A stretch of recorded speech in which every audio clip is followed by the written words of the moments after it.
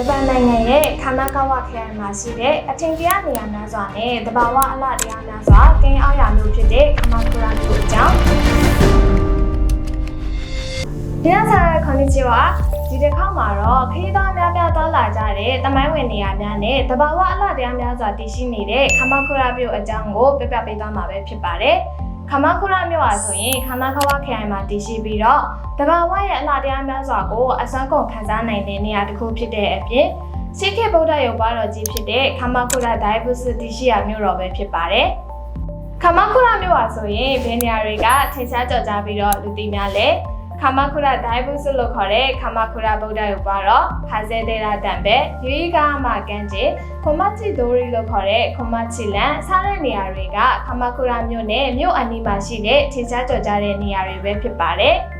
ဂျပန်နိုင်ငံရဲ့ဒုတိယအကြီးဆုံးဗုဒ္ဓရုပ်ပွားတော်ကြီးဖြစ်တဲ့ခမာကူရာဒိုင်ဘူစလို့ခေါ်တဲ့ခမာကူရာဗုဒ္ဓရုပ်ပွားတော်ကြီးအဆိုရင်ခုတုခုရင်ဖျားကြောင်ဝင်းအတွင်းမှာတည်ရှိပြီးတော့အနောက်ဘက်ရက်ကိုမျက်နှာမူထားပြီး73ရာစုခေတ်ကလေးကစတင်တည်ဆောက်ထားခဲ့တဲ့ရှေးခေတ်သမိုင်းဝင်ဗုဒ္ဓရုပ်ပွားတော်ကြီးပဲဖြစ်ပါတယ်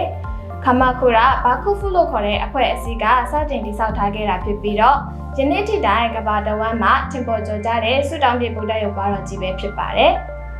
ခမာကူရာဗုဒ္ဓရုပ်ပွားတော်ကိုတက္ကရာ1943ခုနှစ်ကတစ်တာဖြင့်စတင်တည်ဆောက်ခဲ့တာဖြစ်ပြီးတော့နောက်ပိုင်းမှာတဘာဝဘေးရန်ရဲ့အကြောင်းပျက်စီးသွားခဲ့ရပြီး1952ခုနှစ်မှာတော့အကျဉ်းဒီဖြင့်ပြန်လည်တည်ဆောက်ထားခဲ့တာပဲဖြစ်ပါတယ်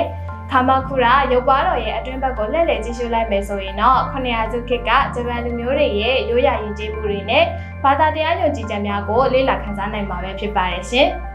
အနုပညာနဲ့ဗုဒ္ဓဘာသာကိုပေါင်းစပ်တည်ဆောက်ထားပြီးရုပ်ပွားတော်ကြီးရဲ့အေးမြတ်တည်ကြည်တဲ့မျက်နှာတော်ကိုဖူးမြော်မြင်ရခြင်းကစိတ်ချမ်းသာမှုကိုခံစားရစေပါတယ်နောက်ထပ်တောင်ကုန်းပေါ်မှာတည်ရှိတဲ့ဟာဇဲသေးတာတံပေအားဆိုရင်ပင်လယ်ကမ်းခြေနဲ့လှပတဲ့ရှုခင်းများကြောင့်စိတ်ကိုကြည်လင်စေပါတယ်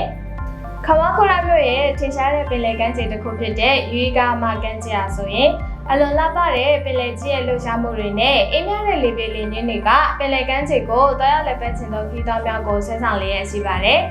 ဂျပန်နိုင်ငံရဲ့ရိုးရာအစားအသောက်များနဲ့ဂျပန်ရိုးရာယဉ်ကျေးမှုတို့ပေါင်းစပ်ထားတဲ့ဈေးဆိုင်များအကြားမှာဈေးဝယ်ကျင်းသူတွေအတွက်ကတော့ခမာကူရာဗုဒ္ဓအနီးမှာတည်ရှိတဲ့ခွန်မချီဒိုရီလို့ခေါ်တဲ့ခွန်မချီလန်ကိုတောက်လက်ပတ်ဖို့အကြံပြုချင်ပါတယ်။ဒေသဆန်တို့ရဲ့လူကြိုက်ရွာပြီးတော့ခရီးသွားအများပြားတောက်လက်ပတ်ကြတဲ့ခမာကူရာဒိုင်ဘူစလို့ခေါ်တဲ့ခမာကူရာဗုဒ္ဓရုပ်ပွားတော်ကြီးနဲ့တဘာဝအလှတရားများစွာတည်ရှိနေတဲ့ခမာကူရာမြို့ကိုတောက်လက်ပတ်ဖို့လည်းမမင်းနဲ့နော်။ဒါဆိုနောက်ဗီဒီယိုလေးမှာပြန်တွေ့ကြမယ်။ Bye bye ACEJM Company Limited